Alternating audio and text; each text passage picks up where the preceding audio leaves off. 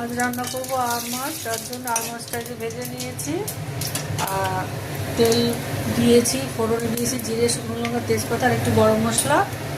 এইবার তেলের মধ্যে মশলা দিয়ে একটু কষিয়ে তারপরে আলুটা দিয়ে দেবো।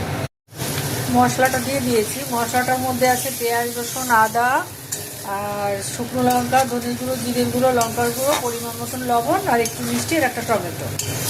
এই দিয়ে পেস্ট করে নিয়ে বসিয়ে দিয়েছি। এবার মশলাটা থেকে যখন তেল ছাড়বে তখন আলুগুলো দিয়ে আবার ভালো করে কষিয়ে তারপরে মাছগুলো দেবো। আলুটা দিয়ে দিয়েছি। এবার আলুটা দিয়ে এবার একটু সুন্দর করে কষাবো, তারপরে মাছটা দেবো। মাছটা দিয়ে আবার একটু কষিয়ে তারপরে ঝোল দেবো। মশলা থেকে তেল ছেড়ে দিয়েছে, এবার মাছগুলো দিয়ে দেবো। মাছগুলো একটু ভাজা আছে, কিন্তু তাও ওই মাংসর মতন করে করতে হয় তো এই মাছগুলো। ওই মাছটা দিয়ে একটু ভালো করে কষিয়ে তারপরে ঝোল দেবো।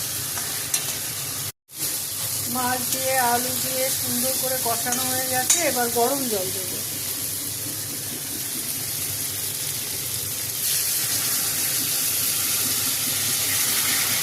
অল্প করে গরম জল দেবো যাতে মাছটা আলুতে সিদ্ধ হয়ে যায়, শুকনো শুকনো করে রান্না করবো। আমার মাছের ঝোল হয়ে গেছে। এবার একটু গরম মশলা দেবো, মিশিয়ে একটু সময় ঢাকা দিয়ে রাখবো, তারপরে